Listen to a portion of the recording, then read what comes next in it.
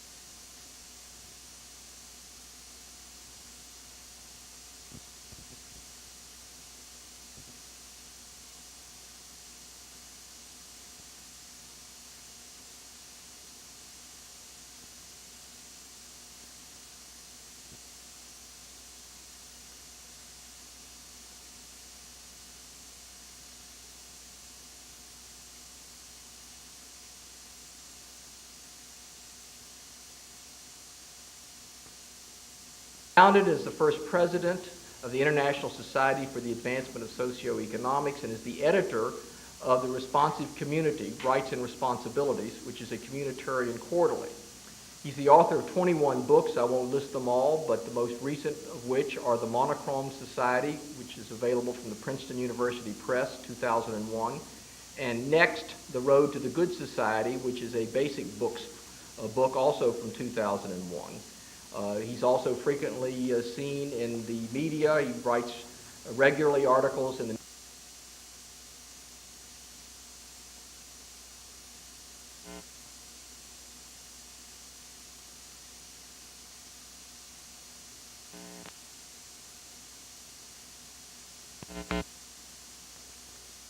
We have here an Amitai Etzioni, a very distinguished and very qualified speaker to lead this discussion, which, as I said again, will be sex in a religious, libertarian, and communitarian perspective. Please welcome Amitai Etzioni.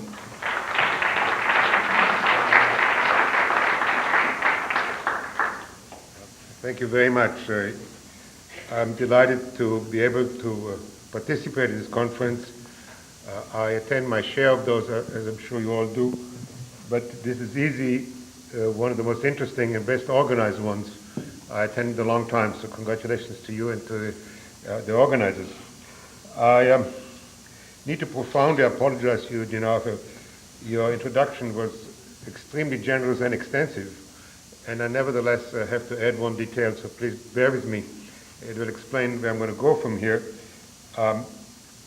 I started my training in Jerusalem studying with Martin Buber, and he convinced me thoroughly that monologuing is not a way to go anyplace.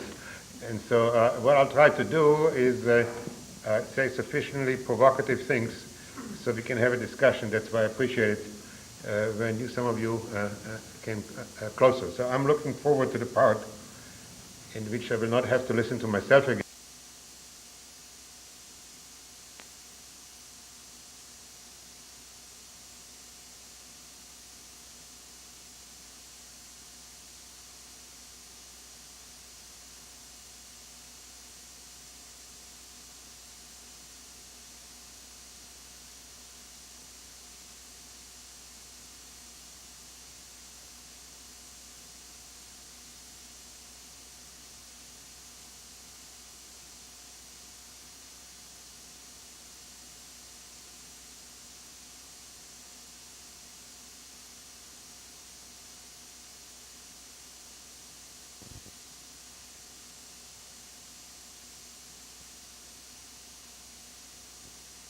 religion and communitarianism, libertarianism, how huge and complicated that field is.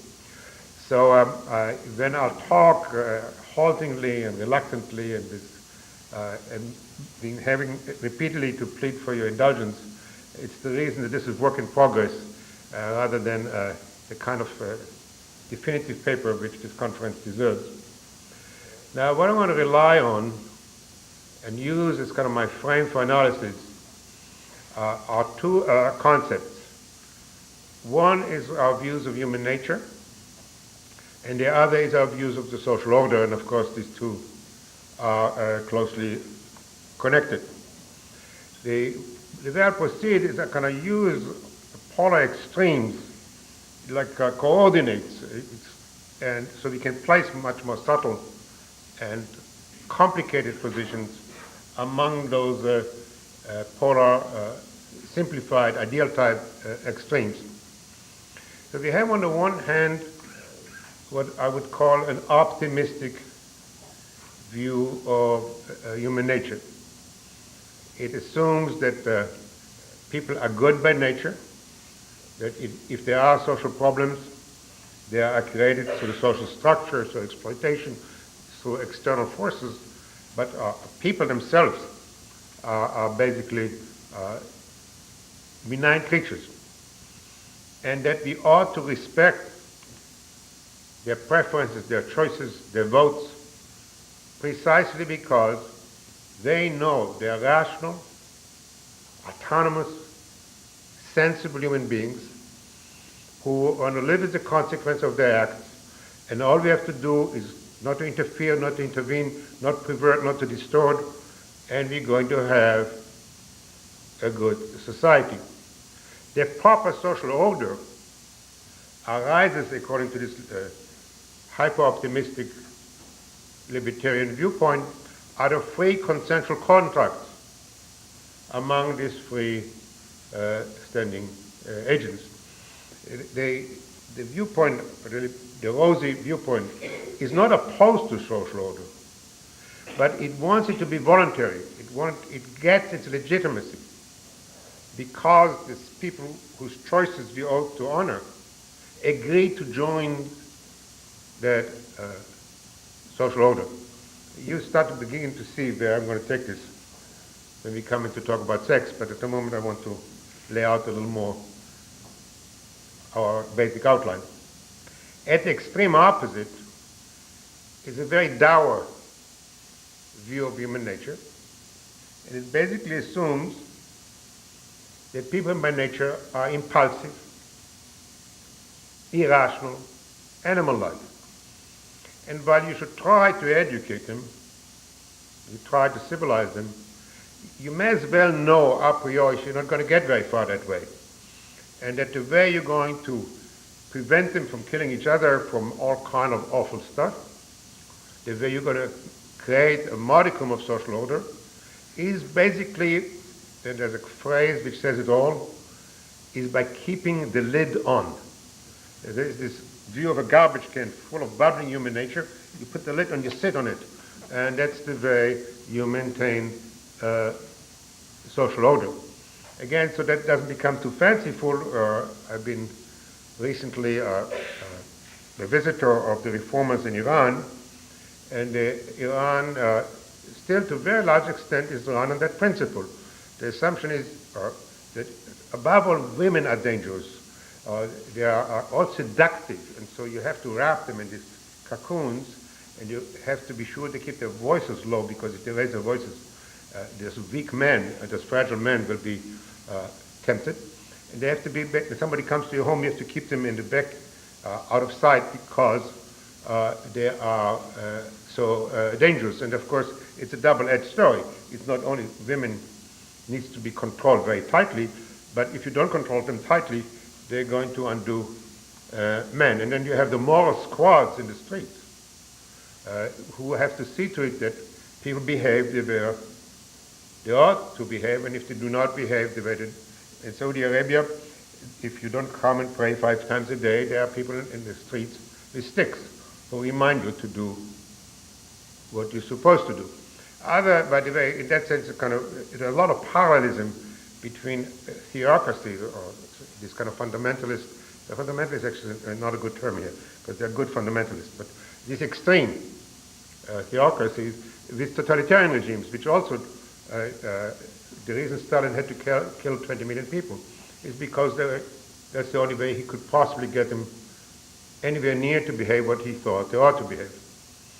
In between is a view which is kind of mixed, and that's, I think, gets closer to the communitarian position. It assumes that we are born like little animals. We may have the potential for civility and humanity, but we're not born with it. And children, and I have 5 wonderful sons, but they were not born wonderful. And so it took a lot of doing. If you look at without the rosy eyes culture gives us about infants, if you look at them, they're basically biological machines who take in calories and liquids and then they expel it to the other end. And they don't have many of the features we associate with a human being. They won't even walk erect. I mean, the most elementary thing about a person is they are 2-legged beings. They won't until somebody teaches them. We don't have to go back to the wolf and all those who allegedly adopted children, this kind of far away or mythical stories. But if you look at a case which we found a few years ago in Temple City, California, right next to Los Angeles, where there was a couple who had a daughter and they basically didn't want her, but they also didn't think they could get away with killing her. They put her basically in the equivalent of a doghouse, and she was there. When they found her at 13, she really had very few, if any, human features. She was calling on 4, she was barking, snarling, she could not talk. So we start as animals, but it's the social institutions which can make us, which can move us in the direction of being a civil and human and sensitive and caring human beings. We do not have to be beaten into sociality. We have to be encouraged and fostered to become good people. But it's essential for this argument that we never lose our animal base, and that there is for the rest of our life a continual struggle between the institutions which promote the goodness in us,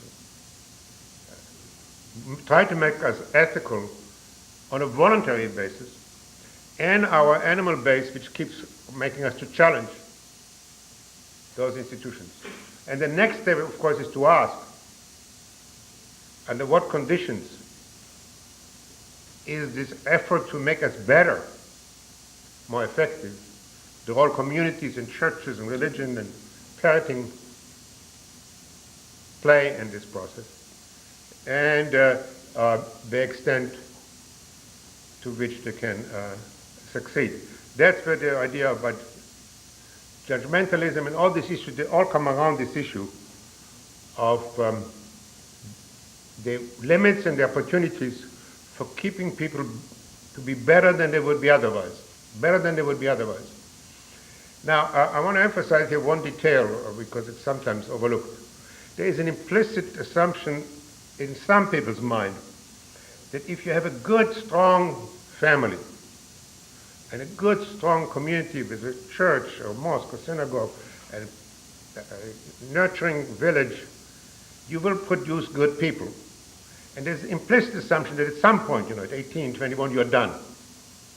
And if you accept this intermediary, this middling theory of human nature, this is a wrong way of thinking about it. We're never done.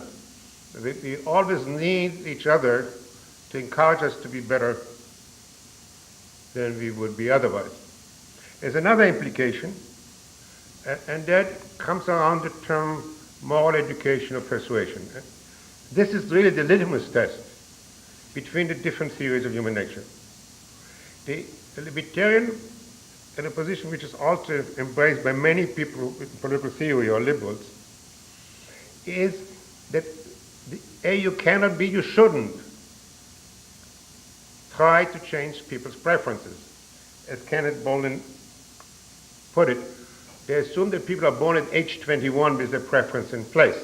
They don't want to look at that process of, come back to this, how children get their preferences, because if you accept for a moment that there is moral education, there is character education, that parenting do convince their children, impart them values, then you're hard put to say that suddenly at age 21 or 18, the bell rings and all that stops, and now they become this autonomous being. We cannot second guess their preferences. So it's best if you don't think about childhood. And by the way, I mean it very seriously. I'm doing at the moment a major study on this issue of should we protect children from this material which is on the internet, violent, pornographic, and above all, violent material. And the main argument is ACLU making the American Library Association that you should not interfere. The children are basically simply short adults. They don't have the stature yet, but otherwise their preferences should be respected. It's such an absurd position which goes against the total human experience of social science that they prefer not to talk about children. And if you doubt that, if you think I'm exaggerating, when you go back to your desk or your computer or your library, you take the next 100 books, which I did, the liberal and libertarian and political theory, and you will not find children in the index because they muck up the theory.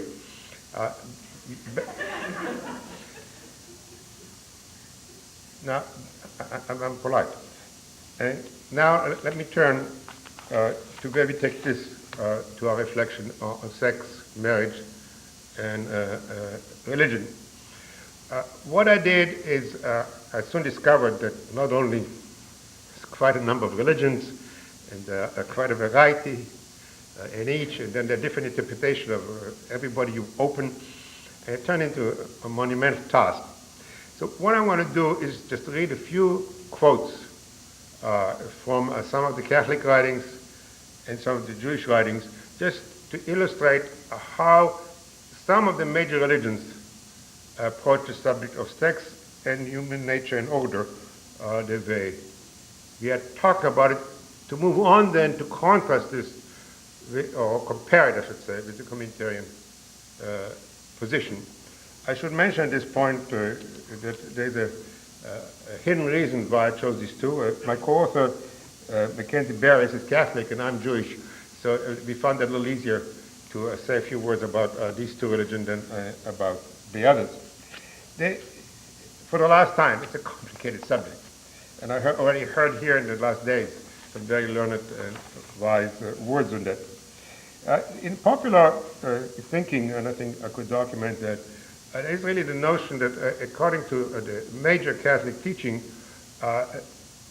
sex is really a dangerous instinct, and that we should not be enjoyed for its own right, and that even thinking about it is impure and a sign of degradation of the person.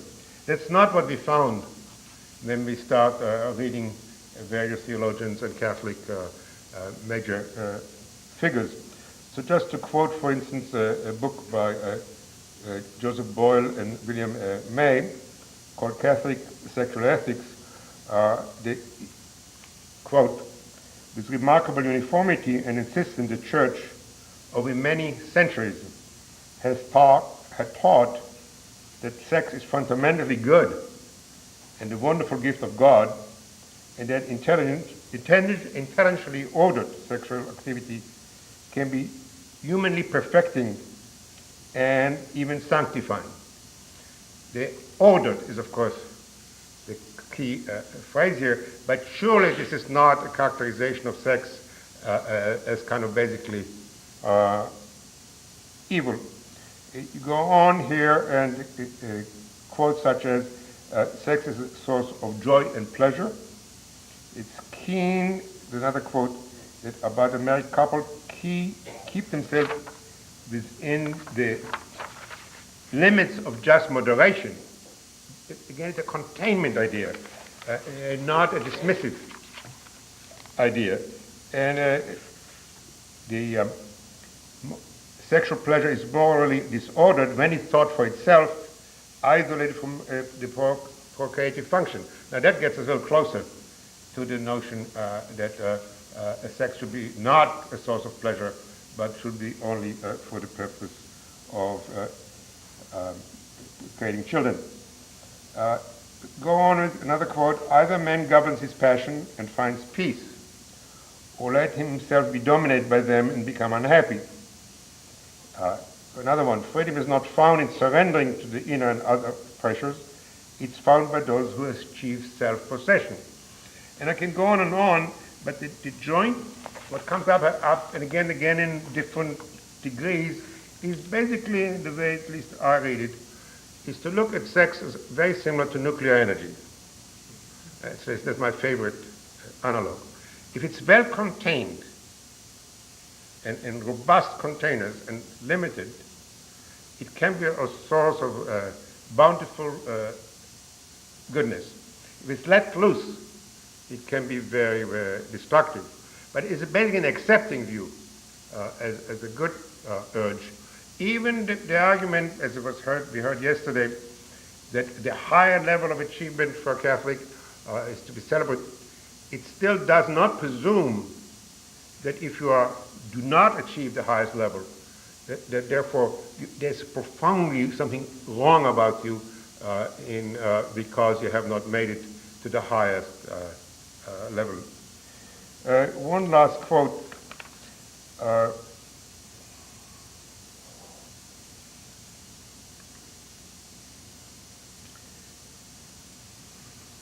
That's from Paul.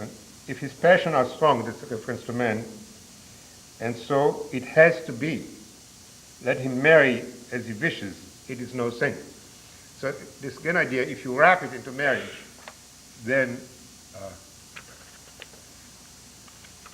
it will have its legitimate place. Now fast forward to Judaism, and you have both differences, but also a very clear parallelism.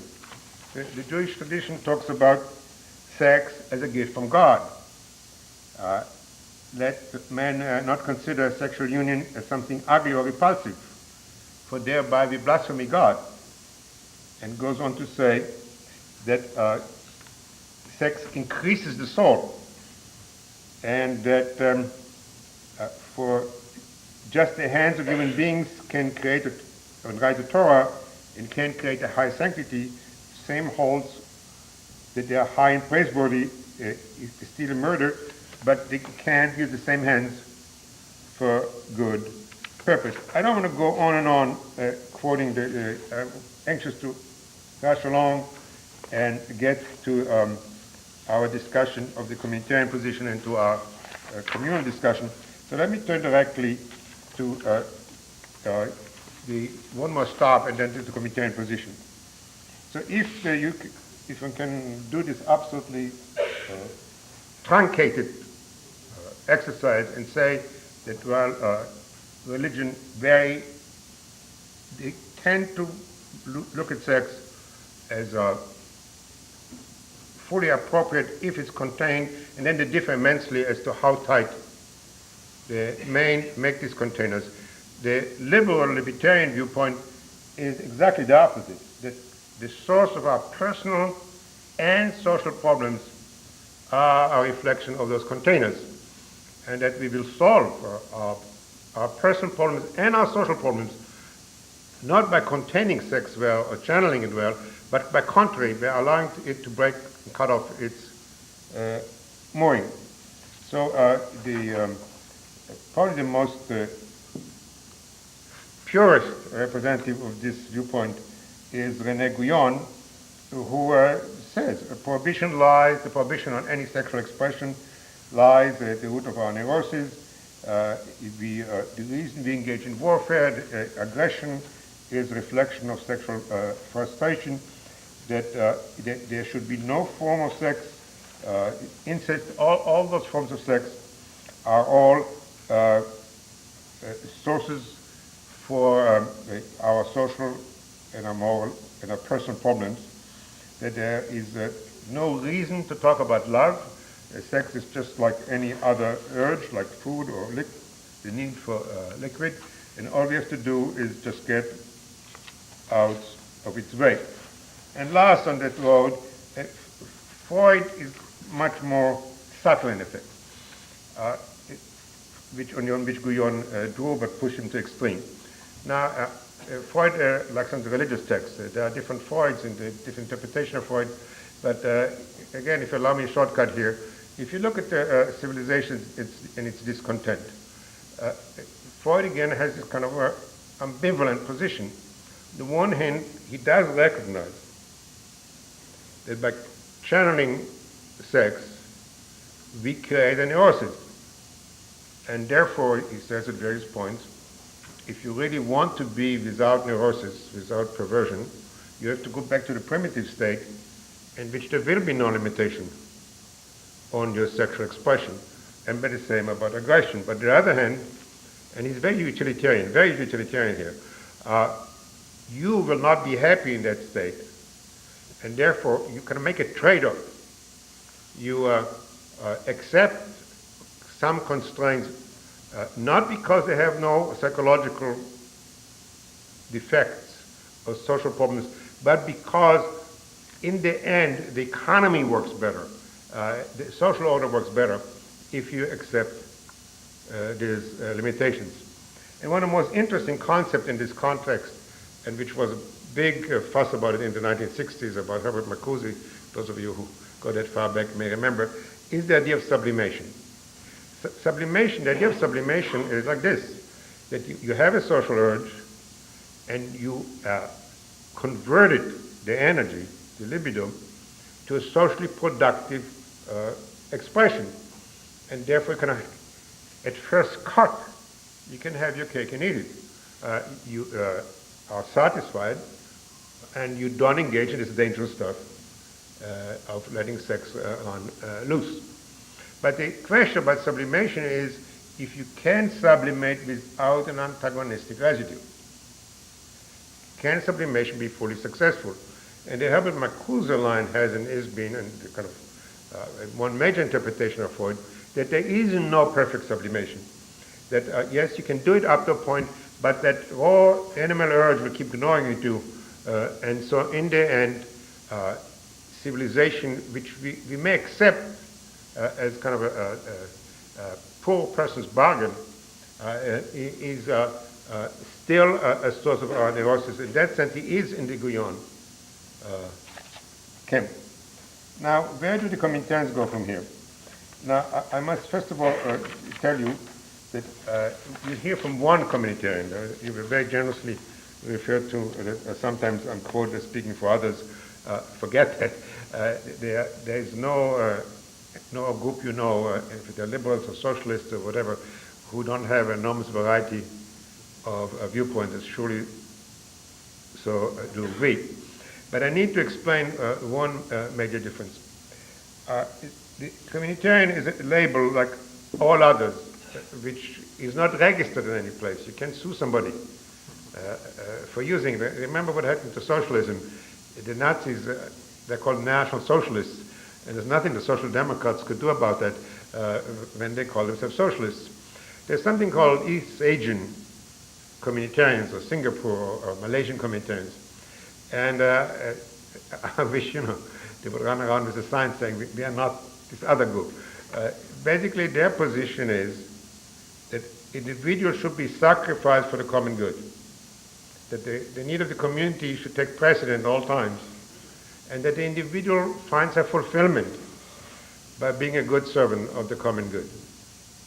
Our group, whatever we call ourselves, responsive or new communitarians, the essence of our position is that there should be a carefully crafted balance between autonomy and social order.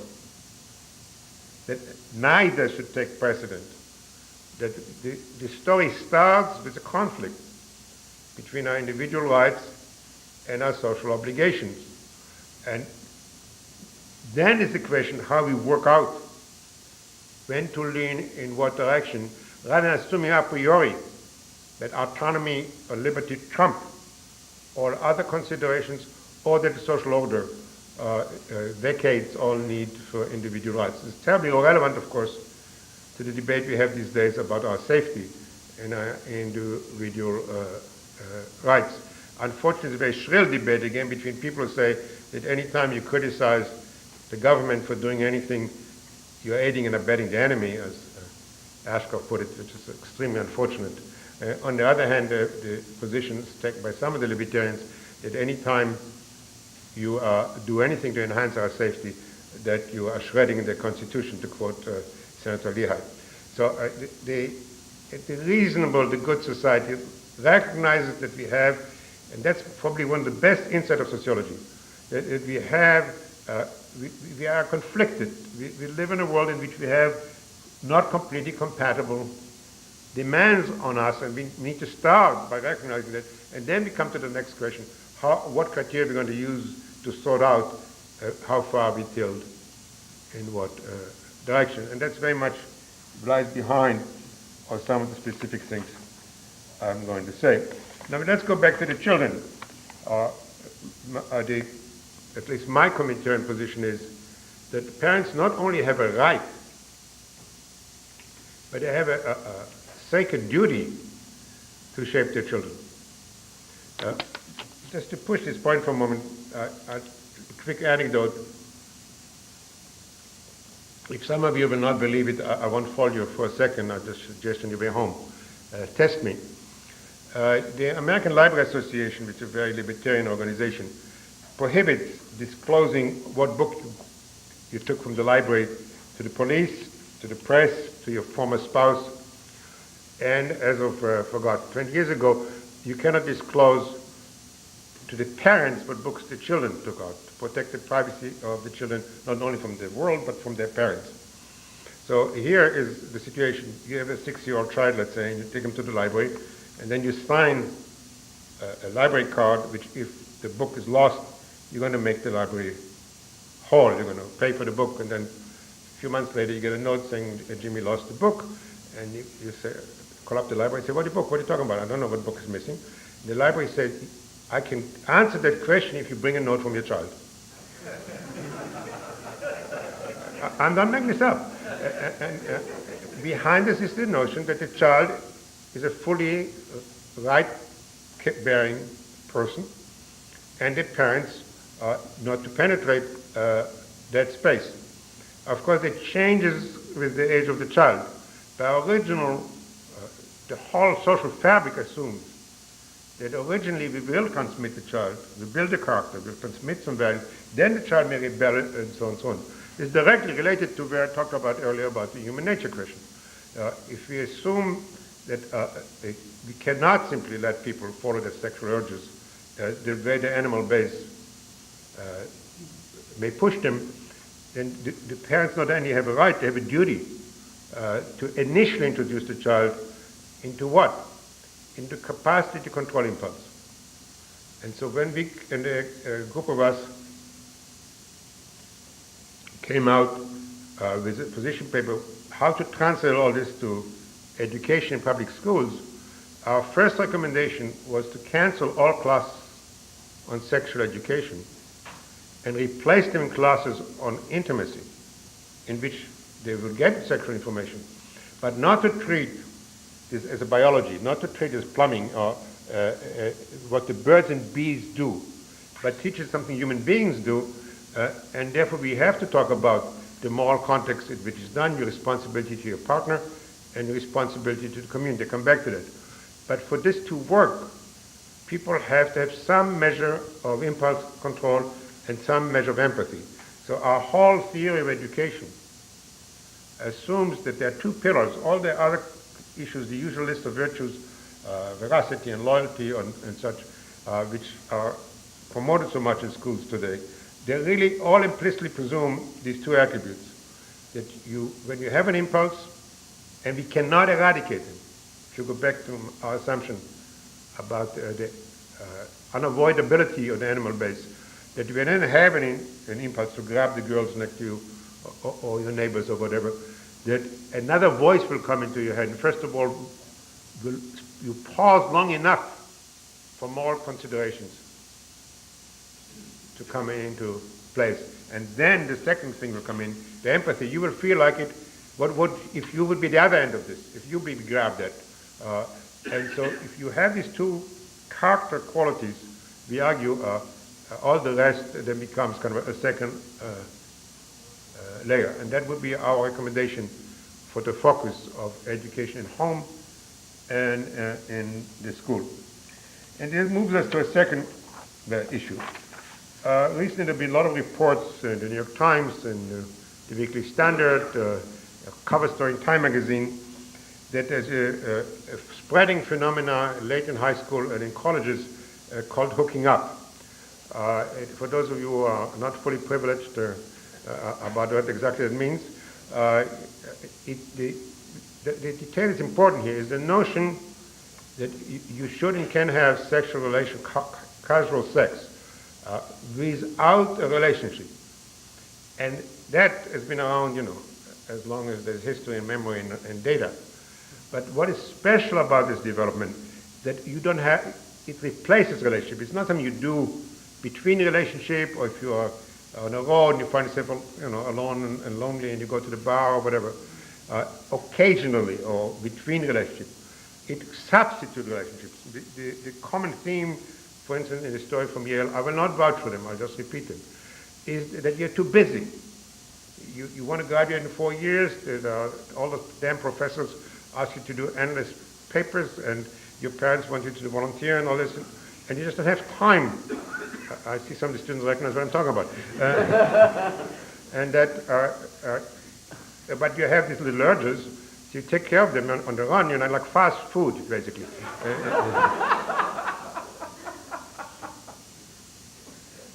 The analog is far-reaching, because not only you don't know what you're missing, but it's not terribly nurturing either. So the issue here is not to look at casual sex, occasional casual sex, or even common, as a sin or evil, but it brings us to the question of the role of sex in building relationships. And that takes us right back to human nature.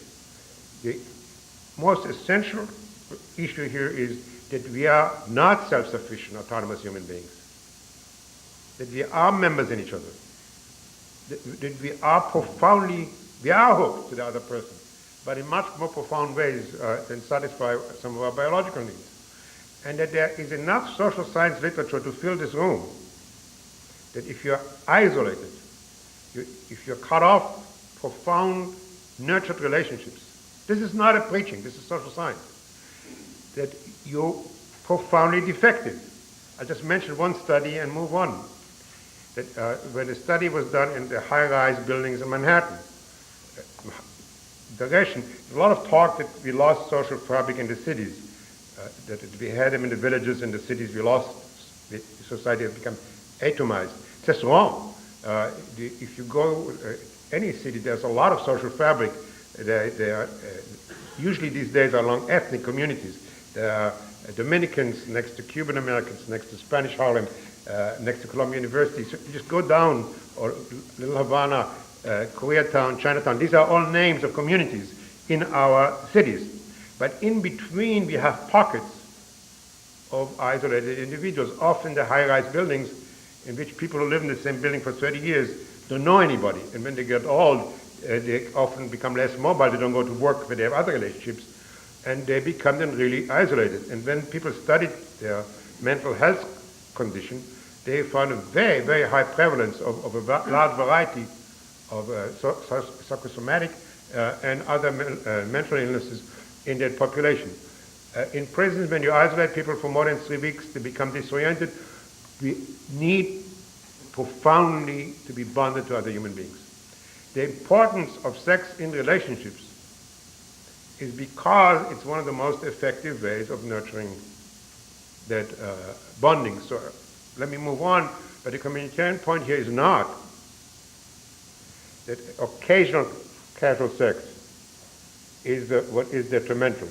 It's when it becomes a substitute for one of the major ingredients for building relationships, then it becomes another factor which undermines the social fabric. Frankly, I think the media is exaggerating that this is a phase people go through, and they soon discover, through their own pain, what they're missing, the vacuum the lack of relationship, and then after a period of acting out, will return to relationships.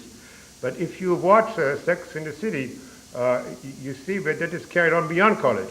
To the people, in my judgment, all qualify for, well, not institutionalization, but for prolonged treatment because of their neurotic way they conduct their life. And next, and that takes us back to our recommendation for sexual education, sex has consequences. So the notion that sex is an act contained in itself is simply empirically wrong. The consequence can vary from someone becoming pregnant to somebody getting HIV to somebody feeling offended. But the notion, maybe masturbation qualifies, maybe, but intercourse, sexual relation which involves two people, is not an individual act. And so the moral education of this is that if you're a decent human being, you need to share responsibility for the consequences. And so the other communitarian point here is that we are not monads, we are not isolated individuals who make contracts. That we are people with complex, non-rational relationship to one another, and the morality of sustaining them and respecting them is that we have to be willing to be responsible for the consequence of our actions. Let me leave it here, but then quickly summarizing where we are. We are, as this communitarian would see it,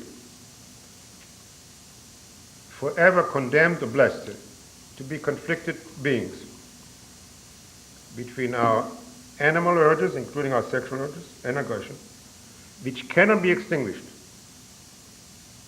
And that the quality of our personal life and our communal life is dependent on creating the social fabric and institutional values which will allow us to control our impulses and to be empathetic for other people. Sex belongs right into the fabric of having to be contained in that sense. And I use this word to remind you that on this issue we're obviously closer to the religious tradition than to the libertarian tradition. But the best way to nurture the proper place of sex within relationships and a sense of responsibility is not by having moral squads, but through moral education and mutual encouragement. Thank you very much.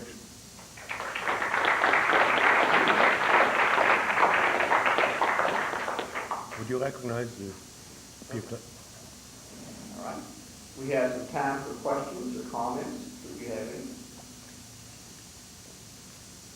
Sir. I'd just like to pick up on one of the last things you said. You said maybe masturbation would qualify as a sexual act without consequences. Were you speaking about masturbation in terms of solitary or with someone else? Fair enough. No. Maybe, because you discussed the maybe. No, you're right. Actually, so we talk about it as a solitary act. But even there, the reason I hedge it is another reason. Is, again, if it's a passing phase, it's a passing phase. But if people find the total source of sexual satisfaction that way, then again, we take them out of relationships. It's at least one source of relationships. And so in that sense, it goes right back to becoming, if you accept that bonding is a very important part of our well-being and of our good social order, it undermines also the goodness in us. Again, I wouldn't run around with a ruler and hit people on their hands or wherever else they're using. But I'm saying we want to understand the social consequence of their acts. Yes, right here. You said that parents have not only the right but the responsibility to shape their children, especially with regard to impulse control and the teaching of empathy. I know you're a social scientist and you deal with the is, but that's beginning to sound a little bit like an ought statement.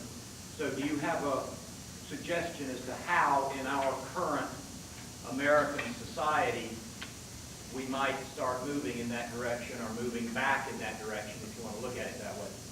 I appreciate that question very much because I do spend a lot of time thinking and writing about that. At this point, I'll break an academic convention that you don't cite your own books, but because I needed 300 pages to answer your question fully, I'll refer to the New Golden Rule. The New Golden Rule as a paperback which deals with this more extensively than I can do here. Now, the societies have something which is at the first, again, not something we often think about, and this is moral dialogues. Societies, in effect, act like they were a small group meeting in a room. It's hard to believe, but look at it. Talking about our shared moral feelings and agendas. So, for instance, we have one now about the war in Iraq. A very intensive conversation, a billion of hours of discussion on call-ins and editorials and such. When in the middle of it, all you hear is screaming and differences. But if you come back, and I'll give you some plenty examples in a moment, until months or years later, very often, 9 times out of 10, a new shared formulation of the good arises, which then has action consequences. So, for instance, and two other unfinished conversations is about the death penalty, which already has behavioral consequences. The very fact that we reopen that issue, already we have a 20% decline in support of the death penalty in the public. We have Republican governors suspending it, and the major argument is not the immorality of killing people, but it's that we execute innocent people. But it's a moral conversation, and you will see, if you come back 5 years from now, that it will mature and make us not only change what we consider right, but the way we behave. It's what you want. Now, if you go farther earlier, look, in the 1950s, nobody, as far as I can find, had any notion that we have any moral obligation to the environment. We didn't think about it any more than we think now about, if you're damaging Chinese Sanskrit. And then, by the way, it often starts as a book. Rachel Carlson, Silent Spring. We had a billion-hour buzz, and while we still have enormous difference exactly what it entails, there is no American I can find who wants to go back to the 1950s. So we all came to share a commitment to an environment. Actually, an interesting detail is, while public schools are not supposed to teach values, they drill into children environmentalism because it's such a widely shared value. We had a conversation about black and white, under the marches and all that, and we changed. Not enough, but it's a different world from that viewpoint. We're having conversation about what's the proper relationship between men and women. You will still find somebody will give an A for sex, supervisor promotes, but there's nobody I know anymore who thinks that's right. And so we can have, usually by the way, 1 or 2 topics, we cannot have 20, for somehow it gets too busy. So what we're having in effect, and a very difficult conversation, is about the future of the family. That's in part what's happening here, but it has not matured to the point that we have new shared understandings, and the same about sex. We had one in the 60s. In the 60s, it was basically to tear down all taboos. And since then, we live in this conflicted, odd vacuum. I opened the book on the New Golden Rule with the following well-known story, but I find it so illuminating. As you know, Antioch College issued a detailed 26-point code of how you're supposed to proposition somebody. And it's idiotic beyond belief. I mean, the notion that you're going to stop at each stage, including late in the game, and say, may I have now your written explicit response, and if not, you're going to kick out of college. I mean, you have to be enough to come think this. But how did we get there? Because all the rules went out the window, and human beings cannot live in a vacuum. They need some shared understanding. You can't negotiate everything all the time. And so we get into these formalizations of things. The same, we had mercy killing all the time. Doctors did it, and again, not necessarily judiciously, but when they felt the suffering was beyond bearing, they took care of it. Now we're trying to formalize it, and in the process we're getting to all kind of new difficulties. So we need to go back to this question when the agenda clears, when the deck clears, and put this on the agenda. I don't know any other way of changing behavior profoundly other than some moral conversation, because, and I go on because it's so important, you do not want to have moral squads in the streets. You want people, because they were convinced, because they were persuaded, to really change their behavior. And that's exactly why they recycle, why they use this funny paper, is because they're convinced that something a good person does.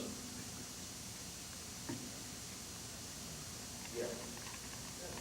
Your basic starting point seems to be that if there is a communitarian dialogue, there will be a consensus. I have a sense that there are really two different consensi being formed in our society, and that they're in fact incompatible with each other. And the more dialogue we have about the need to be in the middle, the more intensely antagonistic this dialogue is going to become, with no real communitarian solution possible. So my question to you is, if over vast periods of time it turns out that there are two philosophical constructs of society out there, one historical, religious, and one modern and secular, and the two groups are roughly the same size in modern American society, where do we go from here? Well, that's a very fair question, and to a large degree it's an empirical question. Now, the future, as somebody who preceded me said, you can predict everything but the future. And so I don't know what's going to happen, but if you look back and ask what happened to this dialogue, you'll find groups at the extreme which feel nobody hears them and nobody affects anybody. I can't resist. Somebody just showed me the World Bank, at fair cost to all of us, created a 2,000-page history of all the good things they did. And in it, there's one line on religion. So they believe, like many people used to believe, as Dan Browning pointed out, that religion is yesterday and progress is secular and so on and so on. But I don't believe that if you study not the future, but the last 10, 20 years, that the American people at the center share this notion. On the contrary, we are, among the free societies, the most religious society. Now, what exactly it means is, again, open to a variety of indicators. But there is no, among the people, outside a few aggregates, there is no widespread hostility to religion, to religious ideas, to the content of many religious perspectives. So I find, that there is a conversation, especially when you bring it down to specific issues, the importance of marriage and so on and so on. Now, do all people behave according to what religion prescribes or what this new consensus is? Certainly not. But there I think we need to watch another mistake. The notion that we have a shared understanding what's ethical, therefore will be self-implementing, is not exactly incompatible with my view of human nature. Then the struggle begins between we all agree we should do, charity, and then we do varying degrees and so on and so on. Then you come to an interesting question. Under what condition you get a little more compliance? But I don't see a lack of shared understanding. Let me just add one more detail, and again, the chair will rule in a moment how much more time we have. I'm here for the duration. I carefully avoided the word consensus. And I may as well make a confession here. You see, consensus is for me a completely unacceptable ethical concept. It's political, but not ethically acceptable. Why? Because it assumes that if you have a majority vote, or even unanimous vote, that's going to become moral. Or if all Americans would agree, therefore it's going to be moral. I'm not willing to accept it. I mean, look at in the ethics committees in hospitals. The committee votes 3-2 or 5-0. You're willing to sign that that's more ethical? It's more politically more useful, but there's no reason to believe that this is more ethical. So what we need to do, and I did not have time to go into this, and that's a very challenging demand, is take the shared formulation of the good, which arise of moral dialogues, and compare them to some ultimate values, deontological values, which speak to us in unmistakable voice. And that's a very high test, but without this we enter right in relativism. So it's the moral conversation, all they do from my viewpoint, they bring up to the surface some hidden moral causes. Can I take one more minute? I just, because it's so important to me, allow me to tell you a test I conducted with more than 400 groups all over the world. At this point in the conversation, because people have a hard time, at least most of them, in believing that there's some ultimate values behind all this fuss. And so I said to them like this: would you play along for a moment, would you please? And think you are on a committee to discuss the curriculum for the 3rd grade. And the question is, should you teach children that truth-telling is better than lying, or lying is better than truth-telling under normal conditions? We don't talk about exceptional, the philosophers love, something, and Nazi knocks on your door in Norway and you're hiding 10 Jews. I'm not talking about this. I'm just talking about day in, day out. And without exception, maybe today be different, I got the same answer. Same answer. People are always puzzled to say, I don't see a question. The answer is obvious. You're going to tell them the truth. You teach them truth telling is better than lying, of course. They did not go through the Kantian analysis, by the way, empirically wrong, that if I lie, then other people lie, and then, I live in a world. It's wrong. So they hear a voice. Now, these voices need to be examined, but basically, from my viewpoint, take consensus out of the moral language. Yes, back. I wanted to return to your Sex of the City comment for a second. Another way some sociologists have looked at my generation living in urban settings is that what we're doing is we're forming familiar-like bonds that are chosen family bonds, and then trying to integrate a relationship into that often forces those bonds to be broken. So we're turning to casual sex as a way not to have to break those chosen bonds. Mm-hmm. As I read that, that's also communitarian reading. I wonder how that fits into your model. It doesn't very well. Let me digress for 1 minute and then go back to your question. There was a very interesting discussion in the opening sessions about what's happening to marriage and family. And you had on the one hand this notion that we have this romantic notion of relationships, which is not very sustainable. On the other hand, we have these economic factors, which either undergird or undermine the family. And all this is true.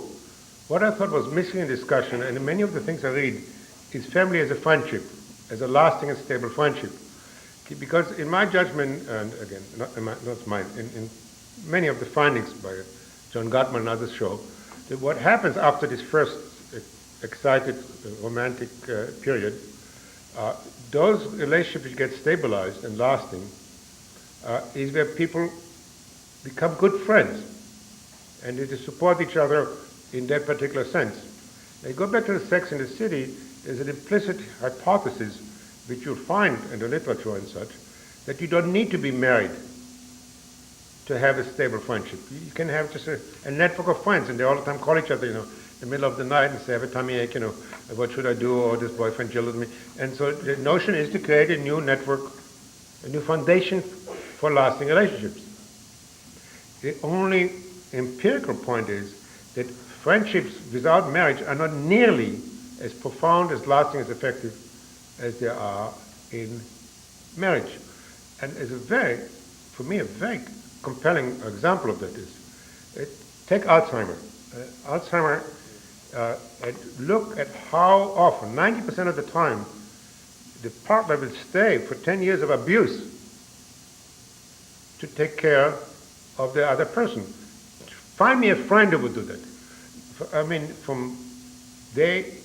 All the economic theories go out the window here. You say there's an exchange. There's no exchange. We know that person will not recover. It's not like you take care of me while I have a flu and then I'll take care of you when you have a flu. The economists can deal with that. But when you know that there's no way that person going to pay you back. Surely you cannot go down that road. The second notion then is it's reputational. If you're going to walk out and move to Florida, and people will point the finger at you. Well, if you spend one day with an Alzheimer patient, as against what all your neighbors can say when you move 10 states away, again, you can't explain it that way. There is a notion their partner will appreciate you're going to get psychic income. Hell, they become abusive.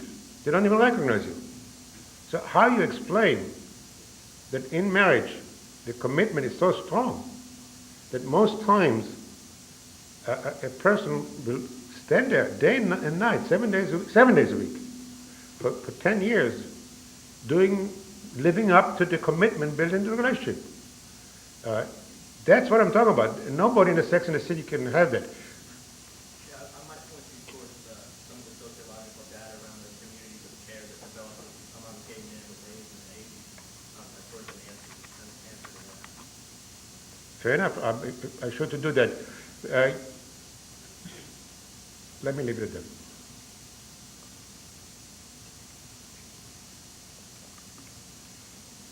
Tom, let me just follow up on that. Do you see problems for caregiving among the baby boomers and younger generations as we who maybe aren't so committed and communitarian in our relationships reach the age where the incidence of Alzheimer's is going to skyrocket? I simply, the short and precise answer, I don't know.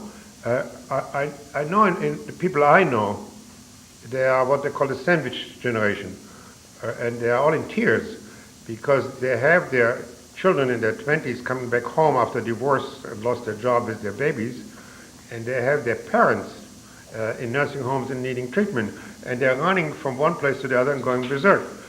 And so, yes, we need to think about how that's going to work, and the notion that because we pay Social Security and Medicare, we discharge our duties, I don't think we accept it, and I don't think it's very acceptable.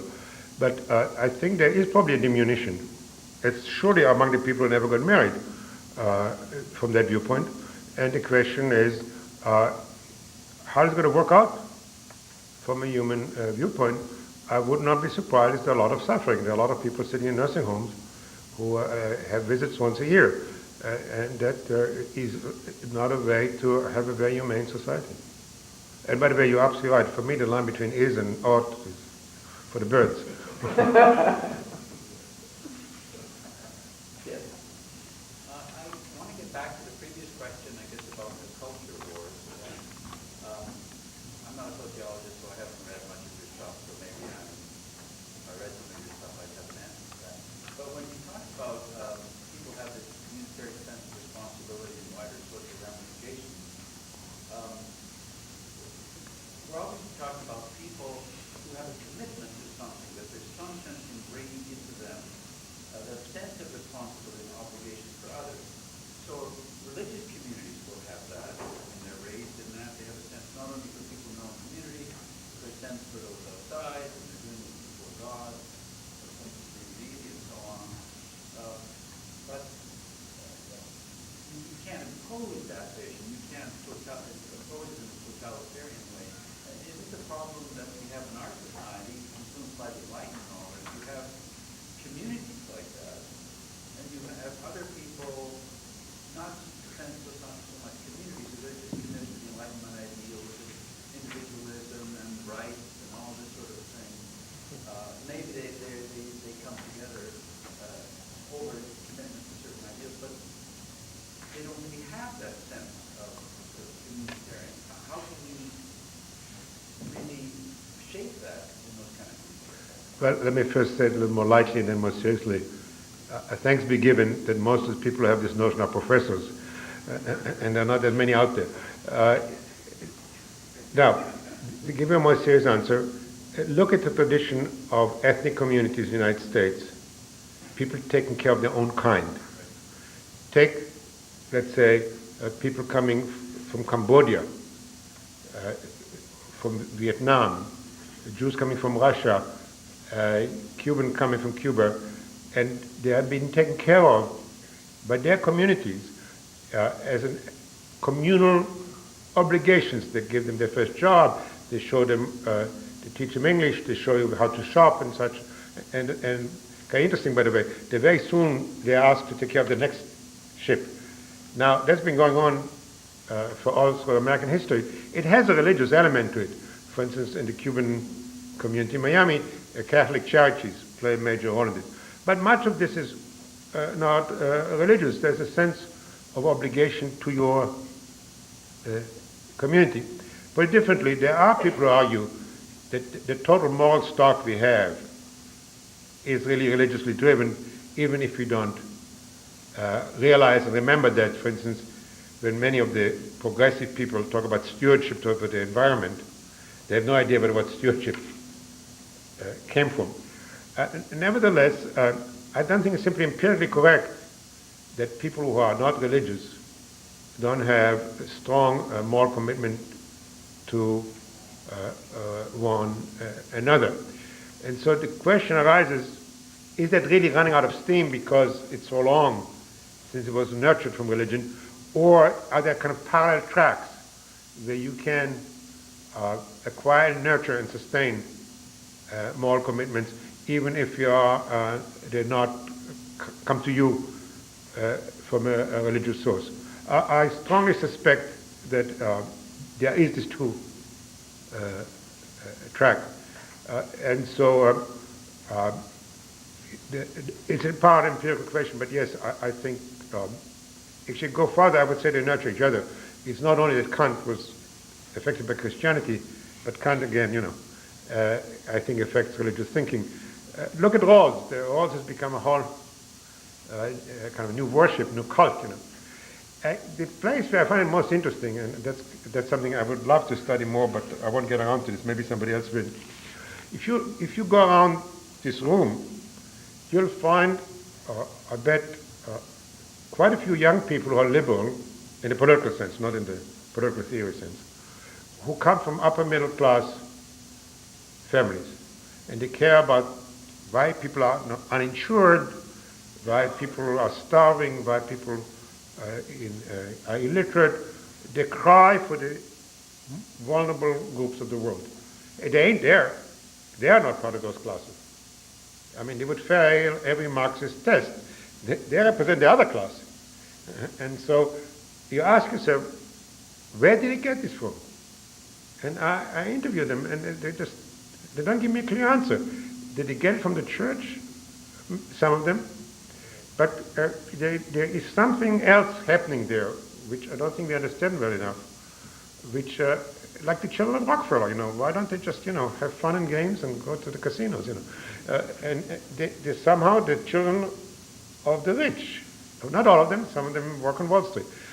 But a good part of them, surprisingly part of them, have these social moral commitments. And I'm leaving you with the question. I'm not sure where they're coming from. I think they get them to teach the professors. Yeah, but okay, fair enough. That's right. Therefore, they lose them very quickly once they're out of school. But tell me, where are they? Is the average American teacher, who, especially in the social science and humanities, very religious? Or when they explain it to the children, do they tell them this is God's command? That's what it says in the scriptures? Or they tell, okay? So the question is, precisely because we both agree you cannot enforce it, you have to convince people. Convincing people means you give them a cause. You tell them why. You give them a reason. And I can't resist telling you a conversation I had with Father Newhouse. I visited him in his office, and he said to me, that we went on and on and on why it was good for your mental illness, good for your mental health to be religious. And I finally couldn't just stop myself anymore, and I teased him. And I said, Father Newhouse, you don't think that I should be religious for utilitarian reasons, because it's beneficial. And he said, and there was a marvelous, marvelous line, he said to me, for those who don't have revelation, you give reason. And on that note, it being 2:30, I will liberate all of you from at least the formal part of the program. Those of you who wish to talk about this in informal, voluntary communities are certainly welcome to do so during our break. The next session will begin at 2:45.